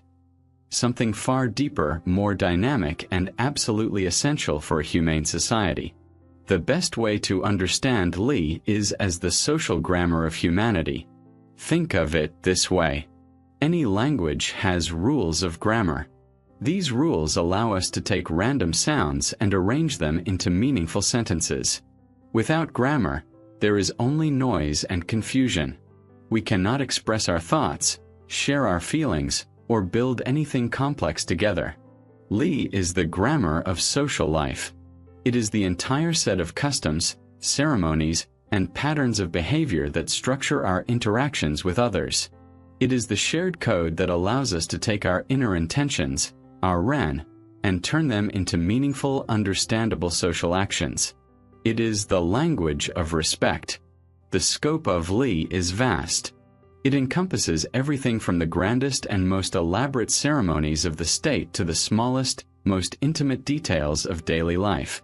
On one end of the spectrum, Li includes the formal rites a king must perform to honor heaven and his ancestors, the complex ceremonies for inaugurating a new official, or the proper conduct of a diplomatic summit. These grand public acts were a form of mass education, demonstrating reverence and creating a sense of collective purpose. On the other end, Li governs the most personal moments of life. The proper way to conduct a wedding to express the solemnity of the union, or the elaborate mourning rituals to channel the profound and chaotic emotion of grief into a structured, healing process. But most importantly, Li is the fabric of the everyday. It is the simple etiquette of how you greet your parents in the morning to show your respect and affection. It is the proper way to serve a guest to show your hospitality and make them feel honored. It is how you address a person of senior rank to acknowledge their experience. It is even present in the way you eat your food or arrange your mat for sitting. Actions which, when done with mindfulness, express self-respect and a sense of dignity. For Confucius, these were not arbitrary rules. These everyday actions are the training ground for virtue. This points to one of the most profound ideas in his philosophy. Li does not just express virtue, it cultivates it. Confucius believed that the external action shapes the internal self. By consistently performing the outer act of respect, you are shaping your inner heart to feel genuine respect. By practicing the gestures of self-control, you are training your mind to become more disciplined. The body teaches the mind. The actions we perform day after day slowly carve the shape of our character. Li provides the structure for this moral practice. It channels our emotions into healthy expressions and creates a stable, predictable social world where everyone knows their role and how to interact with others harmoniously. It is the antidote to social chaos. Here, then, we see the crucial, inseparable connection between the two pillars of his thought. Li without Ren is an empty, hollow performance. It is hypocrisy. To go through the motions of a ceremony with no sincere feeling in your heart is a meaningless gesture. To bow to someone while feeling contempt is an ugly lie. Confucius was disgusted by the empty ritualism he saw among the nobles of his day. But he also knew that Ren without Li is ineffective and socially clumsy. A heart full of goodwill is useless if you don't know the proper language to express it. Your good intentions may be misunderstood or even cause offense if they violate the shared grammar of your society. You might think you are being friendly and informal, when others see you as being disrespectful and rude. You need both. Ren is the inner feeling, Li is the outer form. Ren is the authentic goodwill. Li is the graceful and effective expression of that goodwill. They are the software and the hardware of a moral life, constantly reinforcing one another in a lifelong dance of inner cultivation and outer expression. The feeling of Ren gives life and meaning to the form of Li, and the practice of Li polishes and refines the feeling of Ren. With these two pillars firmly in place, the inner heart of humanity and the outer grammar of harmony, an individual finally has the foundational tools. Now they can begin the great work of building themselves into the Confucian ideal, the embodiment of this perfect synthesis. The Junzi. With the twin pillars of Ren, inner humanity, and Li, outer propriety, firmly established, the ultimate goal of the Confucian project comes into sharp focus. The lifelong process of learning, reflection, and practice is all aimed at a single target: the creation of a Junzi. This concept is the embodiment of the Confucian ideal, the model human being who serves as the bedrock for a harmonious society. And just like his ideas on education, Confucius's definition of the Junzi was nothing short of revolutionary. Before Confucius, the term Junzi was simple and straightforward. It literally meant son of a lord or prince. It was a title of hereditary nobility, a designation you were born with. A Junzi was someone whose place at the top of the social hierarchy was guaranteed by their bloodline, regardless of their personal character. Confucius took this term, the ultimate symbol of the aristocratic establishment, and completely inverted its meaning. He hijacked it, stripped it of its privilege, and redefined it as a title of moral nobility. For Confucius, a true Junzi was not born, but made. Anyone, whether a prince in a palace or a peasant in a hut, could become a Junzi if they dedicated themselves to the rigorous path of self-cultivation. This was his quiet but radical assault on the class structure of his day, a shift from an aristocracy of blood to an aristocracy of character. To understand what the Junzi is, it is perhaps easiest to first understand what he is not. Confucius constantly contrasts the Junzi with his opposite, the Shaoran, the small person or petty person. This powerful and practical contrast is one of the most consistent themes in the Analects, providing a clear moral compass for his followers. The small person, he taught, is defined by his selfishness. His mind is always fixed on Li, on personal profit, on what is advantageous to himself. The Junzi, by contrast, thinks of of what is right, of his duties and his moral obligations, even when it comes at a personal cost. The small person is emotionally volatile, a slave to his desires, quick to anger when things don't go his way and quick to gloat in triumph. The Junzi is calm and self-possessed. He maintains his composure even in the face of adversity. As Confucius said, the Junzi is serene and at ease. The small person is always full of anxiety. This serenity comes not from a lack of feeling, but from a well-ordered inner life, a character that is not dependent on external circumstances for its stability. When things go wrong, the small person immediately looks for someone else to blame. His superiors, his subordinates, fate, heaven. The Junzi always looks inward, seeking the root of the problem in himself, asking, "Where did I fall short?" So what are the defining qualities of this ideal person? First, the Junzi is a lifelong learner. He is never arrogant or satisfied with his current level of understanding. He is driven by a deep-seated curiosity and a humble awareness of his own limitations. He understands that the path of self-cultivation has no end. Second, the Junzi is a person of absolute integrity. His actions are always consistent with his words. He is, as Confucius advised, modest in his speech but exceeds in his actions. He does not make grand promises that he cannot keep. He quietly delivers results. This reliability, this trustworthiness, is the foundation of his character. Third, and most importantly, the Junzi is guided by a powerful inner moral compass called I, or righteousness. I is a complex concept. It is the ability to recognize what is the right and proper thing to do in any given situation, and the moral courage to do it. It is not about blindly following rules. It is about having a well-honed moral intuition that allows you to apply timeless principles to the messy, unpredictable circumstances of real life.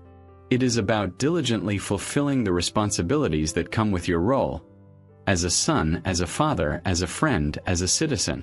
It is doing the right thing, not for reward or recognition, but simply because it is the right thing to do. The ultimate purpose of becoming a Junzi is not a selfish quest for personal enlightenment or a ticket to some heavenly afterlife. The purpose is fundamentally social. The Junzi is the ideal leader, the ideal parent, the ideal friend, and the ideal citizen. He leads not by issuing commands or by inspiring fear, but by the quiet magnetic force of his own moral example, a quality known as Dai. His reliability, his fairness, his wisdom, and his compassion inspire those around him to be better. He creates a ripple effect of virtue that spreads throughout his family, his community, and the state. He is the fundamental building block of the well-ordered world Confucius dreamed of. But where does the training for such a remarkable individual begin? It does not begin in the court, nor even in the school. For Confucius, the answer was obvious. It begins in the first and most important moral laboratory every person will ever know: the family. The Junzi, the ideal person of virtue and integrity, is not created in a vacuum. He is not forged in solitary meditation on a mountaintop. For Confucius, the workshop where this character is first hammered into shape, the primary laboratory for all moral development, is the family. He believed that the health of the entire society, from the imperial court down to the most remote village, was a direct reflection of the health of its families. And the single most important virtue that held the family together, the very root of a moral life, was a concept known as Xiao. Xiao is most often translated as filial piety, a term that can sound archaic to modern ears. It summons images of blind, unquestioning obedience to one's elders, a rigid and oppressive hierarchy. But its meaning in Confucianism is far richer, more nuanced, and more profound than that. At its core, Xiao is the natural bond of love, respect, gratitude, and reverence that a child feels for their parents. It is a recognition of the immense debt that can never be fully repaid. The gift of life, the years of care and nurture. But this feeling is not passive. It is expressed through a lifetime of dedicated action. Of course, this includes taking care of one's parents in their old age, ensuring they are comfortable and honored. But Confucius was quick to point out that this was the bare minimum. He once cuttingly remarked that in the matter of providing food, even dogs and horses are cared for. Without reverence, what is there to distinguish one from the other? True filial piety requires jing, a deep and sincere reverence. It also goes much deeper than material care. A crucial part of Xiao is the duty to bring honor to the family name through one's own virtuous conduct in the world. Your successes are your parents' successes. Your moral lapses bring shame not just upon you, but upon them and your ancestors. You have a duty to live a life that makes your parents proud. Crucially, Xiao is not blind obedience. This is a critical point that is often misunderstood. Confucius taught that if a child sees their parent about to make a moral mistake, they have a solemn duty to gently remonstrate with them. They must respectfully point out the error and guide their parent back to the correct path. This shows that the ultimate loyalty is not to a person but to moral principle, to the way itself. True respect means caring so much about your parents' honor that you will not allow them to act dishonorably. This is a far cry from the caricature of mindless subservience. Why was this family virtue so critically important to Confucius? Because he saw Xiao as the very root of Ren. It is the root from which the entire tree of humanity and compassion grows.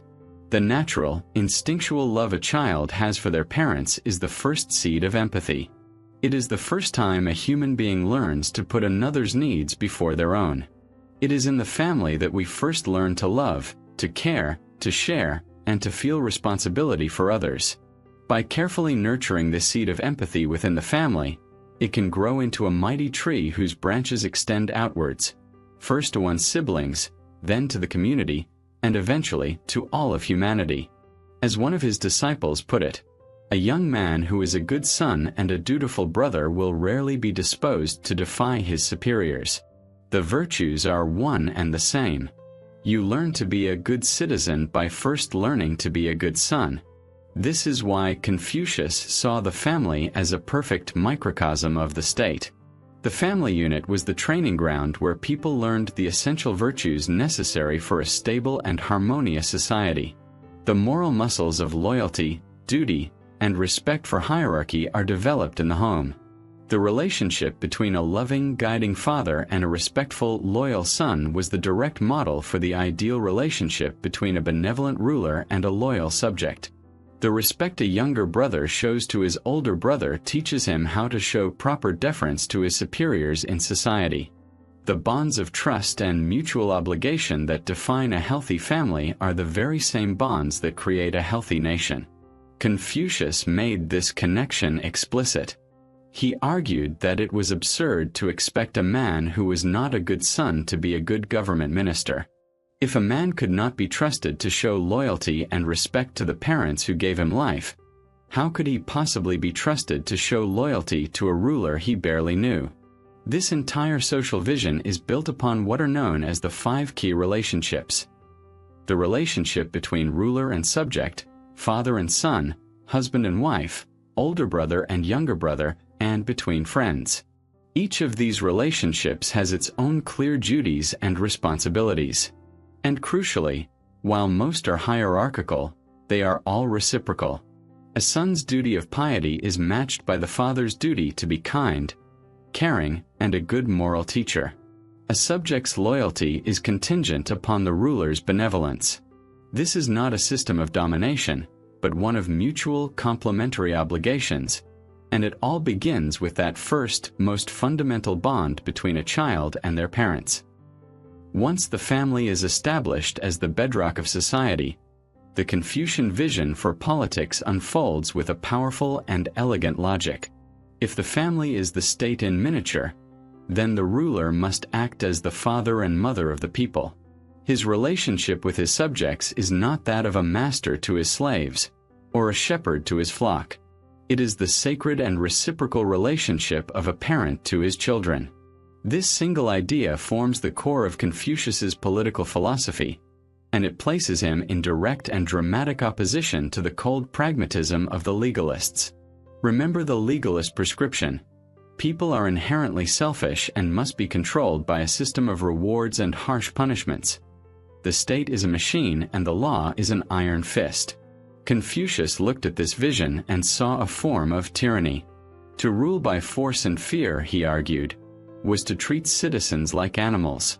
People might obey, yes, but they would obey out of fear, and they would have no sense of shame or honor.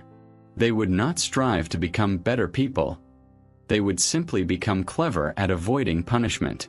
Such a state, he believed, could never be truly stable or prosperous, for its foundation would be brittle, built on coercion rather than genuine allegiance. It would be a nation of bodies, but not of hearts. He offered a radical alternative, a government based not on force, but on day, or moral power. De is the natural charisma and influence that a virtuous leader radiates. It is a kind of magnetic force that inspires loyalty, trust, and a voluntary desire for transformation in others. The ruler's personal character, his own embodiment of Ren, his meticulous observance of Li, his unwavering commitment to Yi, is his single most powerful tool of governance. He doesn't need to rely on a complex legal code or a network of spies. He need only be a shining example of integrity, and the people will naturally be drawn to follow his lead. When a local lord, vexed by the number of thieves in his domain, asked Confucius for advice, the master's reply was telling, "If you yourself were not greedy, they would not steal even if you paid them to." He captured this idea in his most famous political metaphor, a simple yet profound image that encapsulates his entire philosophy of leadership. The moral character of the ruler, he said, is the wind. The character of the common people is the grass. When the wind blows, the grass is sure to bend. This is a profound statement of political responsibility. It means that the moral climate of a nation is set from the top. A righteous leader cultivates a righteous people. A corrupt leader cultivates a corrupt people. Social problems like crime and dishonesty are not solved by punishing the grass. They are solved by purifying the wind. This places an immense, almost sacred burden upon the leader. His personal cultivation is a matter of state security. To achieve this, the ruler must practice what Confucius called the rectification of names. This might sound like an abstract philosophical idea, but it is intensely practical. It is the principle that words must correspond to reality. A title is not just a name, it is a description of a duty. If you hold the title of ruler, you must live up to the responsibilities of a true ruler, caring for your people, acting with benevolence, and setting a perfect moral example. If you call yourself a father, you must act with the kindness and guidance of a true father. Confucius believed that social chaos begins when these names become hollow, when words lose their meaning. When a ruler acts like a tyrant, when a father acts like a stranger, when a minister acts only for personal gain, the very structure of society breaks down because the language of social roles has been corrupted. Order is restored when everyone, from the Son of Heaven down to the humble farmer, understands their role, accepts its duties, and acts in accordance with its name. The ruler, therefore, governs by being the ultimate Junzi. He demonstrates his virtue not only through his personal conduct but also by meticulously performing the state rituals. These grand ceremonies are not empty pageantry. They are a form of mass education. When the ruler correctly performs the rites honoring heaven, he teaches the people reverence. When he performs the rites of the harvest, he teaches them gratitude. These shared public acts create a sense of unity, order, and collective purpose. This was the grand vision, a society built upon a network of cultivated individuals, harmonious families, and inspiring leaders. A society governed not by fear, but by virtue. It was this blueprint for a better world that he carried with him as he finally left the world of teaching and stepped into the political arena, determined to turn his theories into reality. For years, Confucius had been cultivating his garden, shaping the minds of his disciples and refining his blueprint for a better world. But his ultimate ambition was never to remain a teacher. He yearned for the opportunity to apply his principles at the highest level, to advise a ruler and transform an entire state into a beacon of virtue and order. Finally, in his early 50s, after years of his reputation growing steadily in his home state of Lu, that opportunity arrived. He was appointed to a series of government positions, eventually rising to the high office of Minister of Justice, and perhaps even serving as acting Prime Minister for a brief, shining moment. For the first time, Confucius had the chance to move from theory to practice. The historical accounts of this period, likely embellished by his admiring followers, paint a picture of a near-utopian golden age. According to these stories, under his administration, the state of Lu was utterly transformed. He governed not by issuing harsh decrees, but by promoting virtuous officials and cultivating a sense of honor among the people. Crime virtually disappeared, not because the punishments were severe, but because the people were guided by a sense of shame.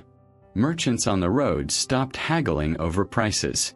Social etiquette, the li he so valued, was meticulously observed by all classes. The state became so prosperous and well-ordered that, as the legends claim, valuables dropped on the road were left untouched, waiting for their owner to return. He also made bold political moves. The real power in Lu did not lie with its leader, Duke Ding, but with three powerful aristocratic clans, known as the Three Families. They had built their own illegally fortified cities, maintained their own private armies, and openly defied the Duke's authority. Seeing this as a root cause of the state's weakness, Confucius, in a daring move, convinced the Duke to order the dismantling of these fortifications. He was attempting to implement his principle of the rectification of names. The Duke should be a true ruler, not a puppet.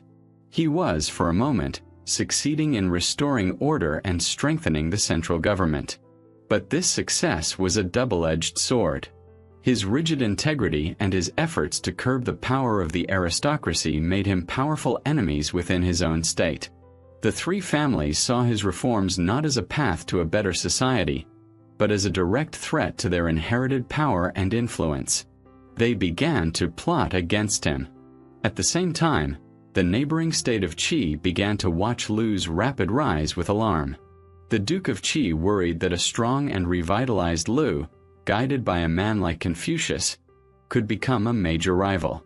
And so, the court of Qi devised a cunning and insidious plan to sabotage the reformer, not with armies, but with temptation.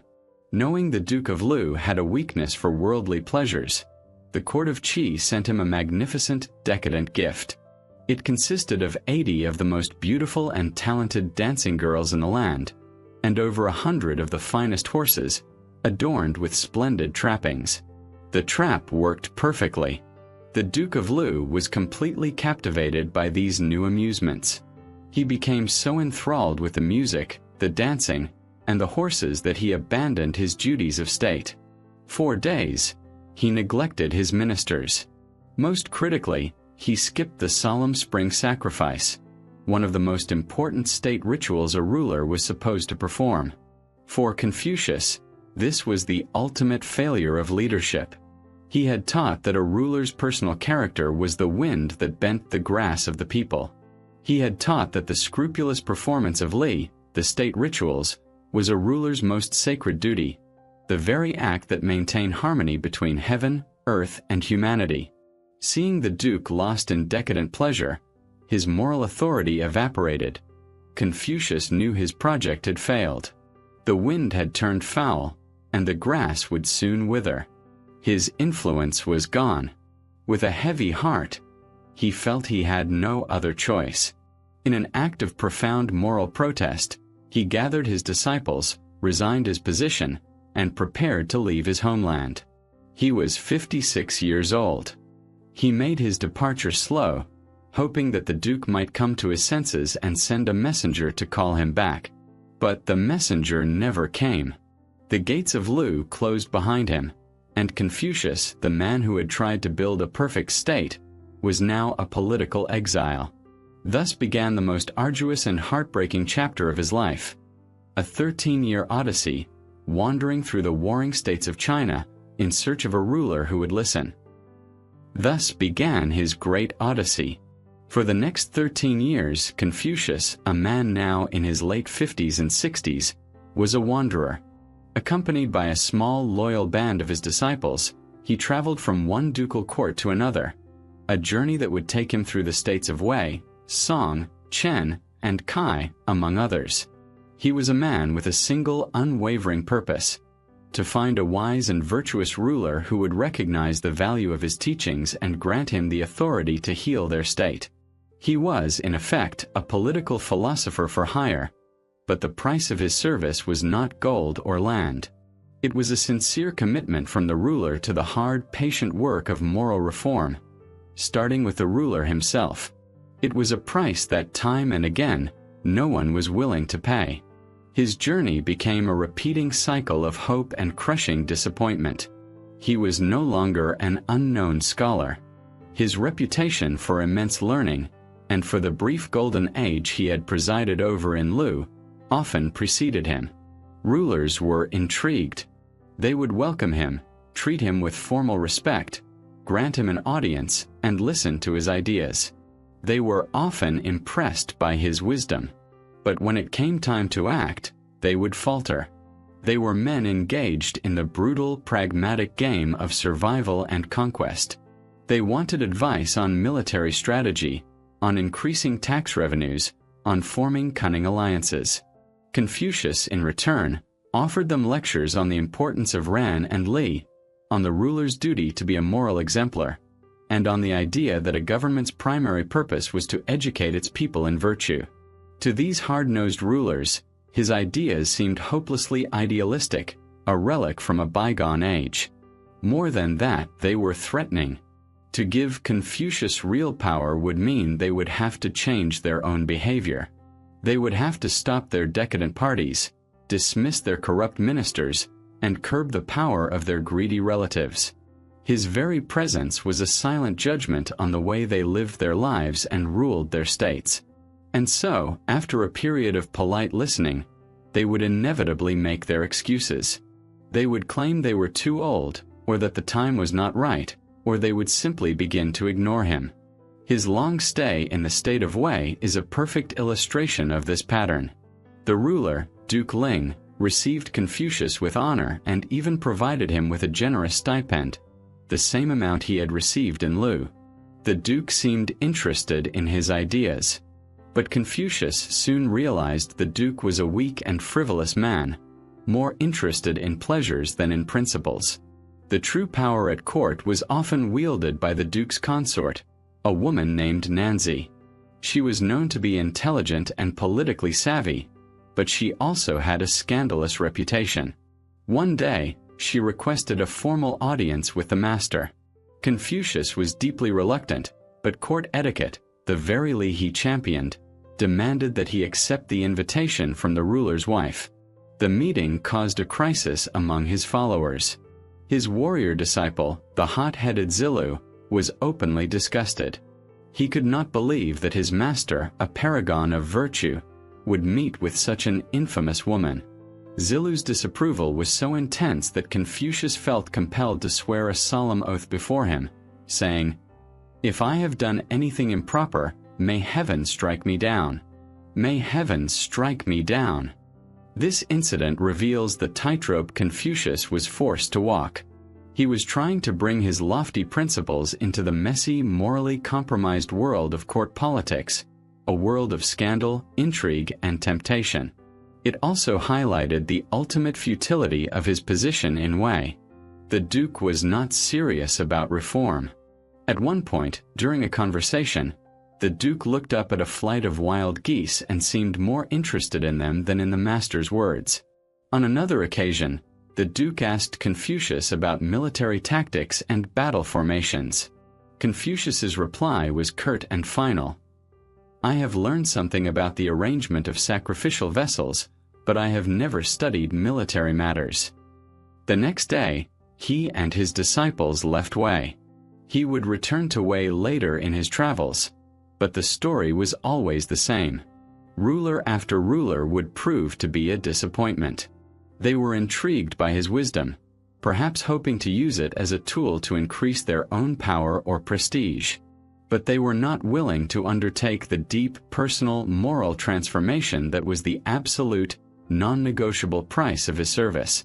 And so, he would move on, an old man leading his followers down another dusty road, still searching for his ideal prince, still clinging to the hope that somewhere in this broken land, there was a leader worthy of his way. His 13-year journey was not just a series of disappointing political interviews. The world he and his disciples traveled through was a dangerous and often hostile landscape. The roads were not safe.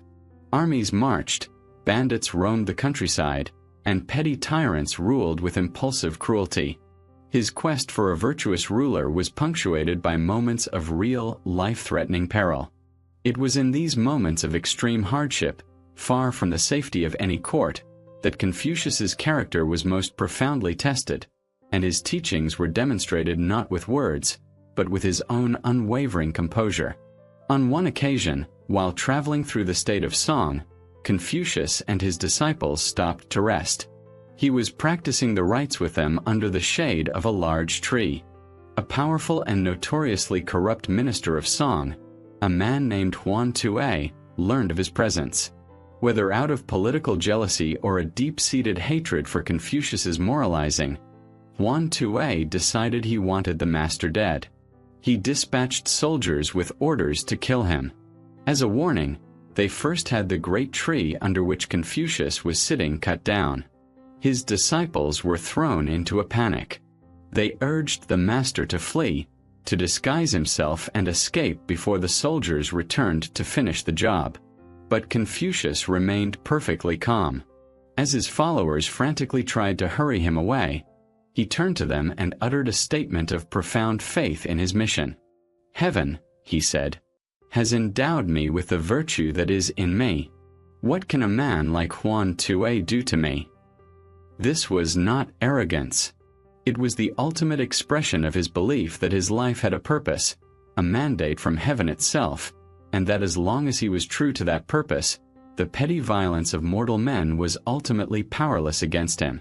He did escape the danger, but the incident became a powerful lesson for his followers. They saw firsthand that his inner peace, the serenity of the Junzi, was not just for quiet times. It was a shield in the face of death. An even more severe test came some years later. While traveling between the small states of Chen and Kai, his party was cut off. The historical records are unclear whether they were surrounded by hostile troops or simply lost in a remote and inhospitable region. But the result was catastrophic. Their food supplies ran out completely. For 7 days, they had nothing to cook. Confucius and his disciples were starving. Some grew so weak they were unable to stand. In this moment of extreme desperation, the morale of his followers finally broke. The ever-loyal but impetuous Zhou, his patience shredded by hunger, came to the master, his voice thick with frustration and anger. "Must the Junzi, the noble person, also endure such misery?" he demanded. It was a question that cut to the very heart of their journey. What was the point of all this virtue, all this learning, if it led only to starvation in a ditch? Confucius's reply, delivered from a state of profound weakness, became one of his most important lessons. "The Junzi can certainly endure misery," he said calmly. "The small man, when he is in misery, gives way to excess." He was teaching them the ultimate lesson. True character is revealed not in success, but in adversity. Any small man can be cheerful when things are going well. But only the Junzi remains steadfast in his principles, even in the face of poverty, danger, and death. He did not let them wallow in despair. To keep their spirits up, he took out his zither, a stringed instrument, and began to play and sing. His voice weak but the melodies clear and orderly. His music filled the desperate camp with a sense of harmony, a reminder of the order and beauty he believed in, even as their bodies were failing. This was the exile in its starkest reality. It was a living classroom where the lessons were not about ancient texts, but about courage, endurance, and the unshakable strength of a cultivated character. These 13 years, which from the outside looked like a great political failure, were in fact his greatest pedagogical triumph. It was easy to talk about virtue in a comfortable school. It was another thing entirely to live it while being hunted by assassins and weakened by starvation. Through it all, his resolve never broke. Finally, after more than a decade of fruitless searching, when he was an old man approaching 70, an invitation came. It was not from a great new ruler who wished to implement his way. It was from his home state of Lu. The political situation had changed, and the new leaders wished to have the now famous Master Kong return, to lend his prestige to their court. His dream of finding his ideal prince was over. But his work, he would soon discover, was not yet finished. Confucius returned to his home state of Lu an old man. The 13 years of wandering had taken their toll. He was not offered the high-level political position he had once dreamed of. Instead, he was given a respectful but powerless role as an elder statesman, a revered figure to be consulted on matters of ceremony. His grand ambition to find a prince and reform a state from the top down had ended in failure. He had traveled the known world and found no one willing or able to implement his way. By his own standards, his political project was a complete and utter failure. But his work was not over. He spent his final years doing what he had always done best: teaching. The disciples who had followed him through his long exile, and a new generation of younger students, gathered around him. It was in this final, quiet period of his life that, according to tradition, he undertook his last great act of preservation. He dedicated himself to editing and compiling the ancient texts that he so loved, the cultural treasures of the Zhou dynasty that he had spent his life studying. He is credited with organizing the Book of Odes, editing the Book of Documents, and writing commentaries on the Book of Changes, an ancient divination text. He was ensuring that the wisdom of the Golden Age he revered would be passed down to future generations. He was curating the intellectual inheritance of a civilization. In the year 479 BC, at the age of 72 or 73, Master Kong died. He passed away with a sense of profound disappointment, a feeling that his life's work had not been fulfilled. He had trained a remarkable group of men, and he had articulated one of the world's most profound systems of ethical and political thought, but he had not, in his own lifetime, managed to heal his broken world. But his death was not an end. It was the beginning of his ideas' long and turbulent journey through history. For the next 2.5 centuries, his teachings were kept alive by a dedicated lineage of disciples and their students. Confucianism continued to develop and spread, but it remained just one of dozens of competing schools in the chaotic marketplace of ideas of the late Warring States period. Then, that period of chaos finally came to a violent and decisive end. In 221 BC, the centuries of warfare ceased. China was unified for the first time into a single, vast, and powerful empire. But the unifier was not a benevolent Confucian sage king. He was Qin Shi Huang, the brilliant, ruthless, and megalomaniacal first emperor of the Qin dynasty. And the emperor, along with his chief minister Li Si, were devout followers of the one philosophy that stood in total diametrical opposition to everything Confucius had ever taught: legalism. The legalist state believed in absolute power, rigid laws, and the complete subjugation of the individual to the state. They saw the Confucian scholars as a profound threat. Their constant talk of morality, their reverence for the past, and their dangerous belief that a minister had a duty to criticize an unjust ruler were seen as a direct challenge to the emperor's absolute authority. To consolidate his power and create a new, unified identity, the emperor decided to wage war on history itself. In the year 213 BC, on the advice of Li Si, he issued one of the most draconian decrees in intellectual history. All books of philosophy, poetry, and history from the old schools of thought were to be rounded up and delivered to the state to be burned. The only books to be spared were practical manuals on agriculture, medicine, and divination. This was the infamous burning of the books. It was a direct and savage assault on the Confucian classics, a systematic attempt to sever the link to the past that Confucius held so sacred. It was an effort to erase the memory of any alternative to the emperor's absolute rule. The campaign of intellectual suppression did not stop there. According to the Han Dynasty historian Sima Qian, a year later, the emperor's paranoia and cruelty intensified.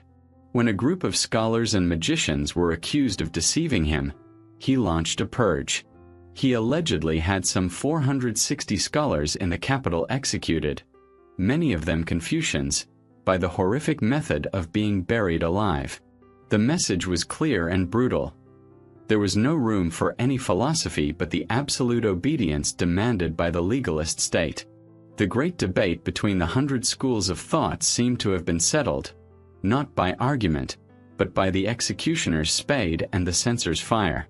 The legacy of Confucius, carefully preserved and passed down for over 250 years, now seemed to be nothing more than ash and whispers.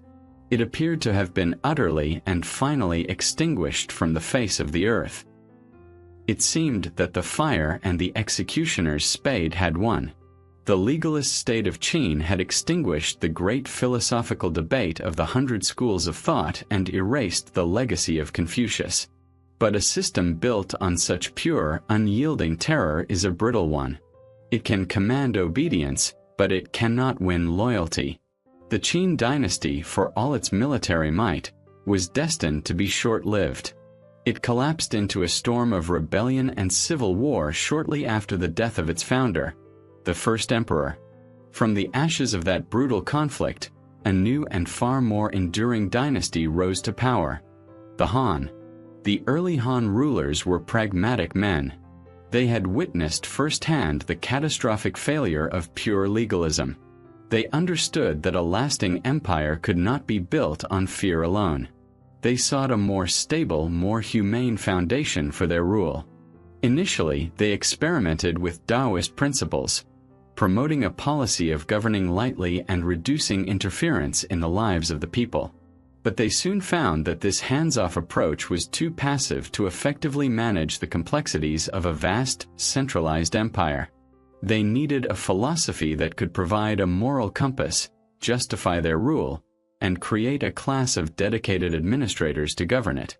They needed a system, and it was here, in this moment of political searching, that Confucianism began its spectacular comeback. The revival was nothing short of a miracle, a testament to the courage of those who had kept the faith during the darkest of times. Scholars who had hidden the forbidden texts at great personal risk began to bring them out of concealment. Some had walled the precious bamboo scrolls into their homes. Others, even more remarkably, had committed the entire classics to memory and could now write them down again. The philosophy was revived, but it was also adapted to the new imperial age. A brilliant Han scholar named Dong Zhongshu played the pivotal role. He was a master synthesizer, and he masterfully wove Confucian ethics together with the popular cosmological theories of the time, like the concepts of yin-yang and the 5 elements. He created a comprehensive, all-encompassing worldview that connected the actions of the government to the movements of the stars, the duties of a sun to the patterns of the cosmos. He transformed Confucianism from a humanistic philosophy into a grand imperial ideology. He then made a powerful and persuasive case to the most formidable ruler of the Han dynasty, the great Emperor Wu. Dong Zhongshu argued that legalism was too cruel and Daoism was too passive to serve as the foundation for a lasting empire. Confucianism, however, was perfectly suited for the task. It provided a profound moral justification for the emperor's rule through the mandate of heaven. It taught the people the virtues of loyalty, duty, and respect for authority, creating a stable social order. And, most importantly, it provided a clear ethical framework for governance and a method for training officials who would be loyal not just to a person, but to a shared set of moral principles. Emperor Wu, a man of immense ambition who sought to build an empire that would last for 10,000 generations, was convinced. Around the year 136 BC, he made a decision that would fundamentally shape the course of Chinese history for the next 2 millennia. He formally declared Confucianism the official state ideology. The philosophy that had been condemned, its books burned and its scholars executed, was now the supreme and exclusive doctrine of the Chinese Empire. This was not just a symbolic declaration. It was a complete institutional takeover. The 5 classics, the texts that Confucius had revered and edited, became the foundation of all education in China. To ensure that his vast government was staffed by officials who were steeped in this new orthodoxy, Emperor Wu established an imperial academy in the capital, dedicated to the study of these texts. More importantly, he vastly expanded and formalized the system of civil service examinations. To become a powerful government official, a man no longer needed just a noble name or powerful family connections. He needed to prove his deep knowledge of the Confucian classics and their ethical principles. This was the ultimate posthumous triumph of Confucius's dream. The man who had died believing he was a failure had, nearly 3.5 centuries later, conquered an empire. His ideas now had the full backing of the state's vast machinery. The civil service examination system, though imperfect in practice, was a revolutionary institution. It was the ultimate expression of his belief in an aristocracy of character over an aristocracy of blood. It was a system designed to find the most intelligent, moral, and capable men in the land and put them into positions of power. It was the victory of the wandering teacher over the ruthless emperor. This fusion of Confucian philosophy with the power of the Chinese state would ensure that his ideas would not only dominate China, but would soon radiate outwards, beginning a second great journey to shape the cultures of the entire East Asian world. Once Confucianism became fused with the vast machinery of the Chinese Empire, its influence was destined to radiate outwards. Carried along the trade routes, through the corridors of diplomacy, and by the shared written language of classical Chinese, its ideas began a second great journey. This journey would carry them across mountains and seas, shaping the cultures, governments, and societies of the entire East Asian world. The philosophy of a wandering teacher from the small state of Lu would become the shared cultural DNA for one of the most dynamic regions on Earth. Nowhere was this influence felt more deeply than in the Korean peninsula. Confucianism was adopted in Korea with a particular fervor, and during the long-lasting Joseon Dynasty, which ruled for over 500 years from 1392, it became the official state ideology, arguably in an even stricter and more orthodox form than in China itself. The Korean court meticulously modeled its government on Confucian principles. It established its own rigorous civil service examination system, known as the Guizhou, which created a powerful and dominant class of scholar officials called the Yangban. For centuries, this Confucian-educated elite dominated Korean politics, society, and culture. The Confucian emphasis on Xiao, or filial piety, and the importance of ancestral rites became deeply embedded in Korean family life, shaping social norms and etiquette in ways that are still powerfully visible today. In Japan, the story was one of synthesis and adaptation rather than wholesale adoption. When Confucianism arrived, it did not enter a vacuum. It entered into a complex and fascinating dialogue with Japan's indigenous belief system, Shinto, and with the already established and powerful influence of Buddhism. It never became the sole state ideology as it did in Korea. Instead, its principles were selectively adopted and adapted to fit the unique fabric of Japanese society. Its greatest impact came during the long peace of the Tokugawa shogunate, where it became the ethical foundation for the ruling samurai class. The famous code of Bushido, the way of the warrior, with its profound emphasis on loyalty to one's lord, a strict sense of duty, self-discipline, and personal integrity, drew heavily from the Confucian ideal of the Junzi. The ideal samurai warrior was, in many ways, an infusion of a disciplined soldier with the character of a Confucian gentleman. The philosophy provided a moral and intellectual justification for the samurai's role as the guardians of a stable, hierarchical social order. In Vietnam, centuries of direct Chinese rule led to the deep integration of Confucian thought into the very fabric of its government and social ethics. Like in Korea and China, the Vietnamese imperial court adopted the civil service examination system to create its own class of scholar officials, or mandarins. The Confucian five relationships, ruler and subject, father and son, husband and wife, elder and younger brother, friend and friend, became the accepted model for an orderly and harmonious society. The Temple of Literature in Hanoi, a magnificent university founded in the 11th century and dedicated to Confucius, stands as a testament to the profound depth of his influence on Vietnamese intellectual and political life. Across these diverse cultures, a similar pattern emerged. The adoption of Confucianism led to the creation of governments run by educated elites chosen through meritocratic examinations. It instilled a deep and lasting societal reverence for learning and scholarship. It created a common social structure built upon the foundations of family loyalty and respect for a clearly defined hierarchy. It provided a shared ethical language and a common political theory that bound the region together, creating what historians now call the East Asian cultural sphere. For centuries, to be considered civilized in this part of the world meant, in large part, to be educated in the Confucian classics. The ideas of Master Kong had achieved a success that would have been unimaginable to him in his lifetime. He had not just conquered an empire. He had shaped a civilization.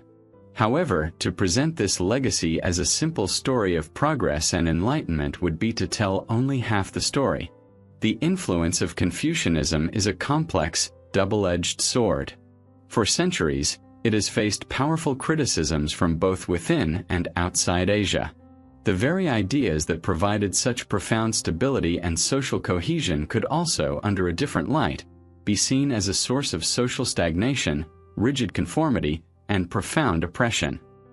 The profound reverence for the past and the wisdom of the ancients, while a source of cultural strength, could also discourage innovation and critical thinking. The emphasis on following established forms and deferring to authority, while promoting order, could also create a rigid social structure that stifled dissent and rewarded conformity over originality. For centuries, critics have argued that this mindset, at various points in history, held back scientific and technological progress, valuing moral ethical knowledge above all else. Furthermore, the intense focus on one's social role and duties could come at the cost of individualism.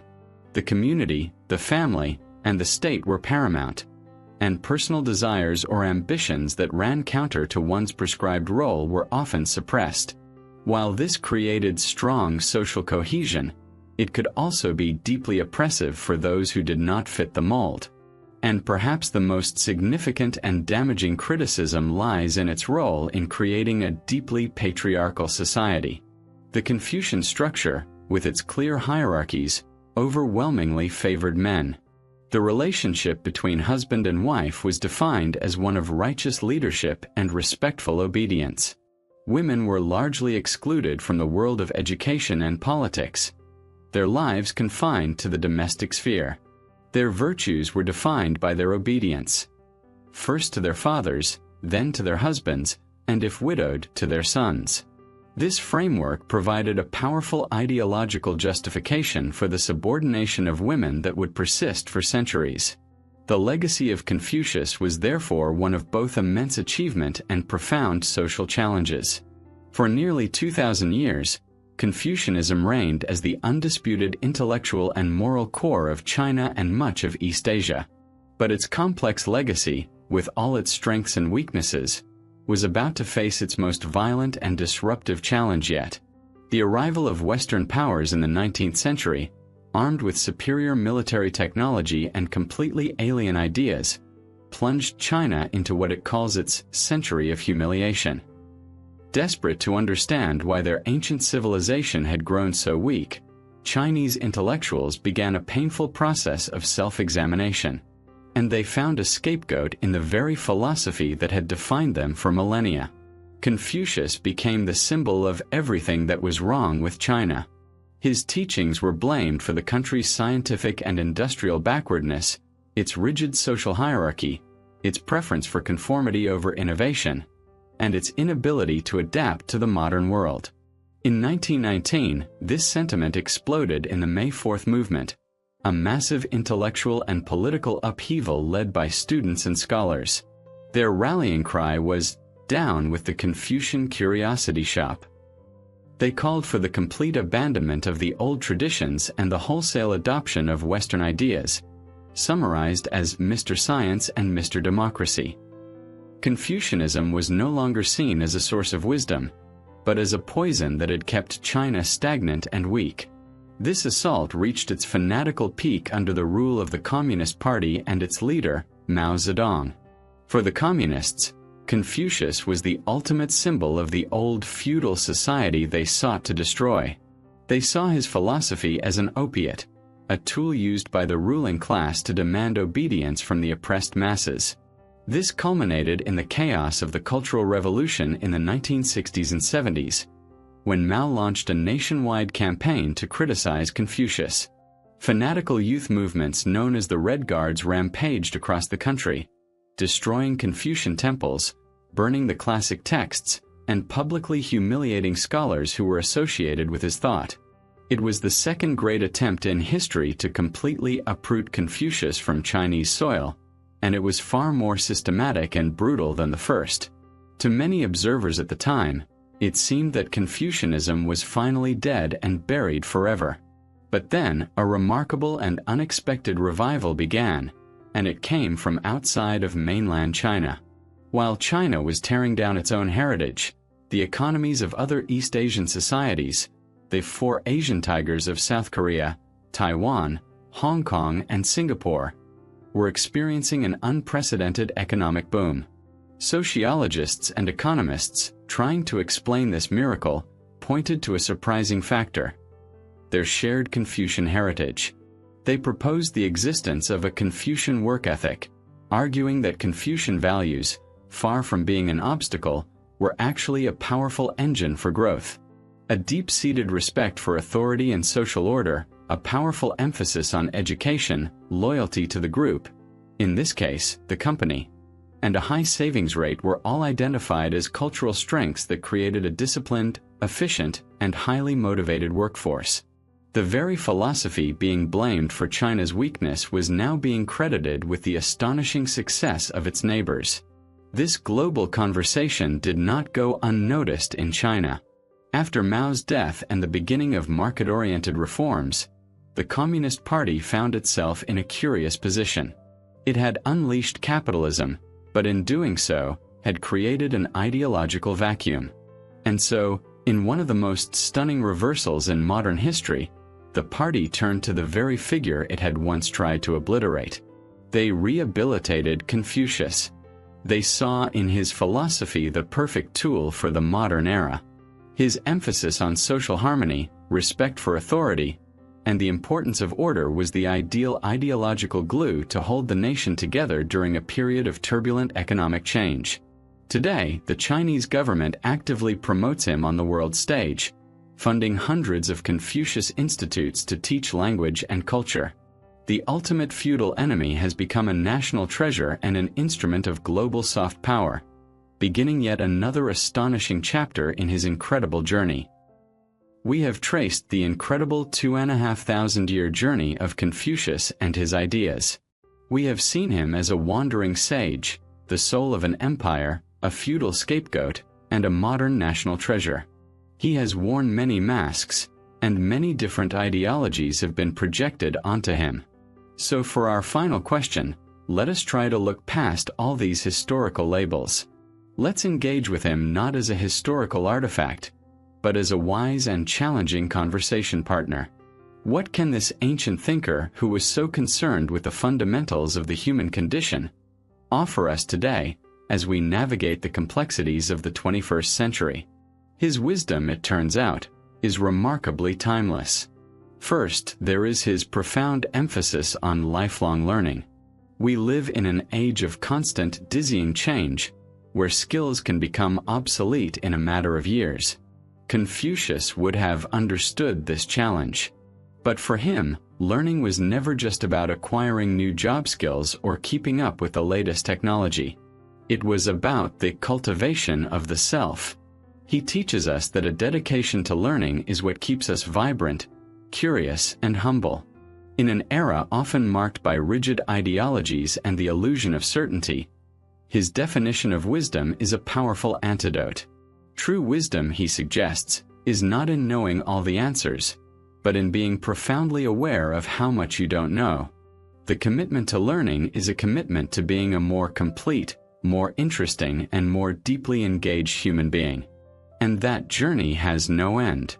Second, he offers us a new way to think about ritual and routine. The Confucian concept of Li can seem alien to modern sensibilities that prize spontaneity and authenticity. But if we look closer, we can see its value. Our lives are already filled with rituals, both large and small. The way we greet a friend, the family dinner on a Sunday, our morning coffee routine, the traditions we celebrate each year. Confucius reminds us that these are not empty habits. They are precious opportunities to practice being our best selves. They provide a predictable structure within which we can express respect, love, and community. In a world that can often feel chaotic and isolating, intentionally cultivating positive routines and rituals can create pockets of meaning, order, and connection in our daily lives. It is a call to be more mindful and deliberate in our everyday actions. Third, Confucius provides a powerful counterbalance to the hyper-individualism that dominates so much of modern thought. His philosophy is a profound reminder of the primacy of relationships. He teaches us that we do not exist as isolated atoms. We are born into a network of relationships, and it is through these connections that we truly find ourselves. The very character for Ran, or humanity, depicts two people together. We become fully human, he argues, only through our interactions with our parents, our children, our friends, and our communities. This is not about sacrificing the self, but about understanding that the self is enriched, not diminished, by its duties and connections to others. His simple but powerful silver rule, "Do not do to others what you would not want done to yourself," remains one of the most effective guides for ethical living ever conceived. Finally, he offers a timeless and desperately needed model of leadership. In a world cynical about its political and corporate leaders, Confucius's message is direct and challenging. True leadership is not about power or clever strategy or personal charisma. It is about moral example.